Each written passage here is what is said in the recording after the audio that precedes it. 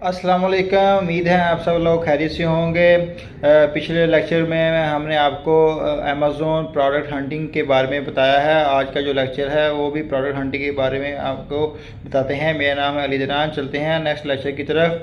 तो जो प्रोडक्ट आपने हंटिंग करनी है तो वो आपने उसको सेल जो करना है वो FBA ही करना है। FBA का आपको मैंने लेक्चर नंबर 1 और 2 में बता दिया है कि FBA का मतलब है क्या। FBA फुलफिल्ड बाय अमेज़ोन, मतलब तमाम का तमाम जो काम है वो अमेज़ोन ने करना है। आपके सर्विस को बेचना है, आपके वेयर हाउस से उठाना है और कस्टमर को सेल कर देना है, और आपके बिहाफ पे जो इवन कि आपका टैक्स भी कलेक्ट करके आपके बिहाफ पे जमा करवा देना है। इसको कहते हैं FBA। तो आपने जो भी आइटम हंटिंग करनी है वो आपको सेल FBA ही करना है। FBA के चार्जेस के बारे में भी मैंने आपको ऑलरेडी लेक्चर नंबर 1 में बता दिया है कि आपको जो मंथली चार्जेस हैं वो 39.99 US डॉलर जो चार्ज होंगे। उसके अलावा जो आपकी जो अमेज़ोन ने चार्ज करने हैं वो आपकी प्रोडक्ट के हवाले से भी चार्जेस जो होंगे। आपकी प्रोडक्ट की जो वेट कितना है, तो मेरी तरफ से जो आपको रिकमेंडेड वेट है वो आपको आधा किलो से ज़्यादा कि अब वेट वाली आइटम को सेलेक्ट नहीं करना है। 500 kg बनता है आधा किलो का, मतलब ठीक है। तो इससे ज़्यादा अगर आपकी आइटम का जो वज़न होगा तो अमेज़ोन उससे आपसे ज़्यादा चार्जेस लेगा, क्योंकि ज़ाहिर आपने अमेज़ोन का वेयर हाउस को यूज़ करना है तो ज़्यादा अमेज़ोन का जगह को वो कवर करेगा। बाकी जो है डिमेंशन, आपकी प्रोडक्ट कितनी बड़ी होनी चाहिए वो भी मैं आपको बताता चलूँ। क्या आपकी प्रोडक्ट की जो डिमेंशन है वो ज़्यादा से ज़्यादा 5 इंच से 6 इंच से ज़्यादा नहीं होनी चाहिए, क्योंकि ये भी अमेज़ोन का वेयर हाउस है जो उसकी जगह को ज़्यादा घेरेगा, तो इससे अमेज़ोन आपसे ज़्यादा चार्जेस लेगा। आपने अमेज़ोन का वेयर हाउस को यूज़ करना है तो ज़ाहिर है तो आपको इसका मतलब है लाइट वेट वाली ही आइटम को आपने सेलेक्ट करना है, ताकि आपको अमेज़ोन की तरफ से कोई एडिशनल चार्जेस वगैरह ना पड़े। अब मैं आपको बताता हूँ कि कौन कौन सी चीज़ें हैं, आइटम हैं जिनसे आप अवॉइड करना है। प्रोडक्ट हंटिंग करने से पहले कॉपी पेंसिल कर ले लें और नोट कर लें। ये तकरीबन 18 ऐसी आइटम हैं। जो नंबर 1 पे आपने कोई ऐसी आइटम नहीं यूज़ करनी जो शीशे की बनी हो। ये ना हो कि आप किसी कंट्री से उठाएं, चाइना से उठाएं और अमेज़ोन के वेयर हाउस तक ले जाने पर वो चीज़ टूट जाए, आपका नुकसान हो जाए, तो आपको प्रॉफिट आने से पहले ही आपको नुकसान का सामना करना पड़ेगा। नंबर 2 पे आता है आपने कोई ऐसी चीज़ को नहीं सेलेक्ट करना जिसके अंदर एक्सपायरी डेट लिखी हो। मिसाल के तौर पे फार्मेसी होती है, मिसाल के तौर पे टायर्स होते हैं जिसकी एक्सपायरी डेट होती है। बाद लोग कहते हैं कि सर हमारे जो एक्सपायरी डेट है वो तकरीबन 2 साल है, 3 साल है।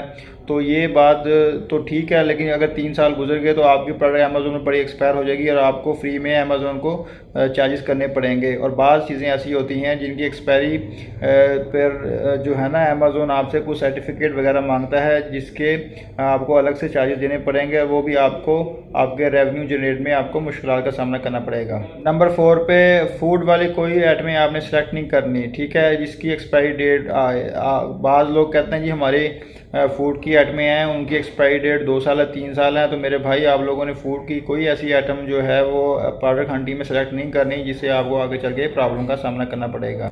फूड की आइटम के साथ साथ आपने ऐसी आइटम भी को सिलेक्ट नहीं करना है जो बच्चों की सेहत के लिए पुरस्कार असर पहुंचे, जिसे अमेज़ोन आपको जो है मुश्किलात में डाल देगा। मिसाल के तौर पे बच्चों का ऐसा टॉय जिसका लो मटेरियल से बनता हो और बच्चे मुंह में डालें और वो बच्चे बीमार हो जाएं, तो इसके लिए अमेज़ोन आपसे पहले किसी न किसी लैब का, रिकमेंडेड लैब का आपसे जो है सर्टिफिकेट मांगेगा। अपने दिए हुए टेस्ट के मुताबिक वो आपको पास करना पड़ेगा, दैन जाके वो आपकी प्रोडक्ट अपने वेयर हाउस में अलाउ करेगा। तो इससे बेहतर है कि आप वो आइटम को सेलेक्ट ही ना करें जिससे आपको परेशानी का सामना पड़े। नंबर 5 पे जो आइटम आती है वो नंबर 5 पे वेरिएशन आइटम आती है। वेरिएशन से मुराद है कि मार्केट में एक ही बंदा एक ही चीज़ को मुख्तलिफ क्वालिटी मुख्तलिफ अक़साम में सेल कर रहा हो। मिसाल के तौर पे आप मार्केट में पेन को सेल करता है, लेकिन आपका कंपटीटर जो मार्केट में पेन को सेल कर रहा है लेकिन वो उसके साथ साथ मुख्तलिफ कलर्स में सेल कर रहा है। तो इससे होगा क्या कि आप अगर आपने एक आइटम जो ख़रीदी है वो 100 आइटम्स ली हैं, क्वांटिटी ली है, वो $1000 की है, तो अगर आपको 7 कलर्स में अगर ख़रीदनी पड़ गई तो वो $7,000 में पड़ेगी, लेकिन ये $7,000 बहुत कम है, बहुत ज़्यादा प्राइस होते हैं। तो क्यों ना आप वही आइटम को चूज़ करें जो सिर्फ आपको एक ही सिंगल क्लिक से आप सेल करते हैं और आपको मुख्तलिफ अक़साम की वैरायटी ना रखनी पड़े, जिससे आपका जो है रेवेन्यू ब्लॉक होने का खदशा है और आप उस कंपटीशन में ना जाएं जिसे जो आपका कंपटीटर ऑलरेडी है मुख्तलिफ अक़साम में चीज़ बेच रहा हो। आप उस चीज़ को प्रेफर करें जो सिर्फ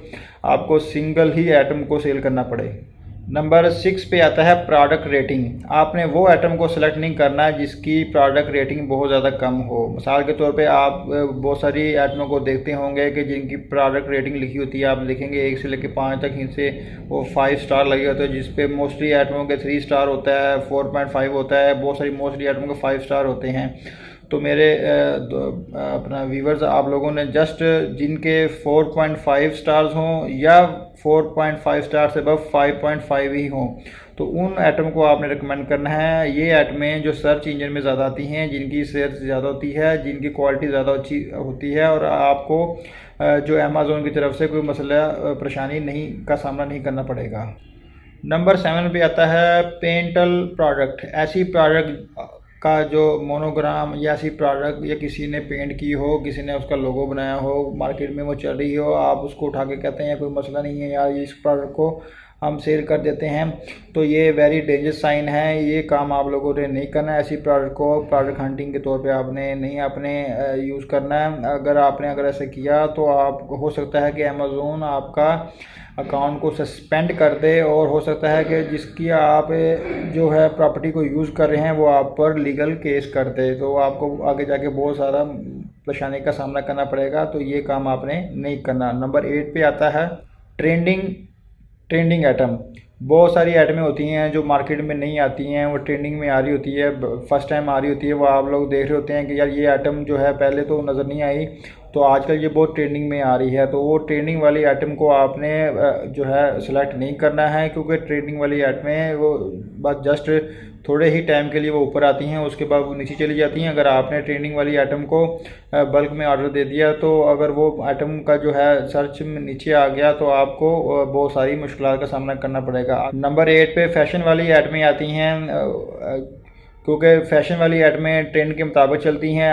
अगर आपने कुछ आइटम फ़ैशन के मुताबिक ख़रीद ली, ठीक है, उसका ट्रेंड चल रहा था, आपने बल्क में वो ख़रीद लिया, अगर जितनी भी क्वांटिटी में ख़रीद लिया आपने, आगे जाके महीने 2 महीने में उसका ट्रेंड डाउन हो गया, वो फ़ैशन वाली आइटम से कोई नया फ़ैशन मार्केट में लॉन्च हो गया, तो आपका जो फ़ैशन है वो ओल्ड हो जाएगा, तो वो आइटम आपकी सेल नहीं होगी, तो आपको आपके जो रेवेन्यू में बहुत अच्छा खासा प्रॉब्लम होएगा। आपका जो अमेज़ॉन के अंदर वो आपकी आइटम पड़ी रह जाएगी और आपको खाम मंथली जो अमेज़ॉन के वेयर हाउस की फ़ीस आपको अदा करनी पड़ेगी। इसलिए आपने फ़ैशन वाली आइटम से भी अवॉइड करना है। नंबर 9 पे आता है डेंजरस आइटम। आपने कोई ऐसी डेंजरस आइटम को सिलेक्ट नहीं करना है जिससे आपको आपकी जो शिपिंग के दौरान आपको नुकसान हो जाए। मिसाल के तौर पे आप बैटरीज़ वगैरह, कोई ऐसी इलेक्ट्रॉनिक की चीज़ जिसके लाने ले जाने में टूट फूट का खर्चा हो, बैटरी का तेज़ाब वगैरह, ऐसी चीज़ जिसे आपके अमेज़ॉन के वेयर हाउस को ले जाते हुए आपका नुकसान हो जाए, तो आपको वो ऐसी डेंजरस आइटम को से भी अवॉइड करना है। नंबर 10 पे आती है ब्रांड डोमिनेट प्रोडक्ट। ऐसी प्रोडक्ट जो आप सेल करनी है और जस्ट और सिर्फ आपने FBA ही सेल करनी है, आपने FBM सेल नहीं करनी। ये ना हो कि आप जो प्रोडक्ट को आपने चॉइस किया है वो आपका जो कंपटीटर है वो FBM कर रहा हो। अगर आपने FBM वाली प्रोडक्ट को सेलेक्ट कर लिया तो आपको उसका मार्जिन बहुत कम मिलेगा, क्योंकि FBA में आपको पहले ही मार्जिन कम मिलता है और FBM में मार्जिन ज़्यादा है। तो आप कभी भी अपने कंपटीटर को बीट नहीं कर पाएंगे, क्योंकि उसने लो प्राइस में सेल करना है, उसकी जो है वॉल्यूम ज़्यादा हो जाना है और आपकी जो है सेल नहीं होनी। एक और बात, आपने प्राइस वार वाली जो आइटम है उसको भी आपने सेलेक्ट नहीं करना।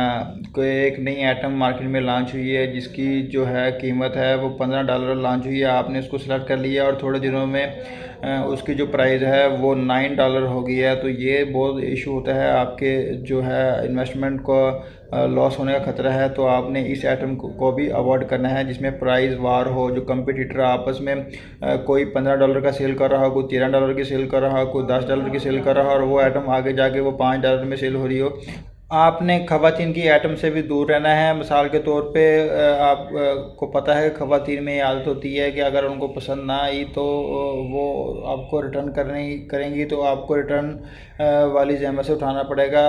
इसकी दो कैटेगरी हैं। अगर आपकी आइटम है वो बहुत अच्छी है तो आप फिर तो उसको मैन और वूमेन के लिए आप लॉन्च करें। अगर आपकी आइटम में कोई है ऐसा तो आप जस्ट मैन को प्रेफर करें। इसमें अगर आप देखेंगे वैसे तो ख़वातीन की जो ऑनलाइन शॉपिंग की जो है हैबिट्स है वो मैन से ज़्यादा है।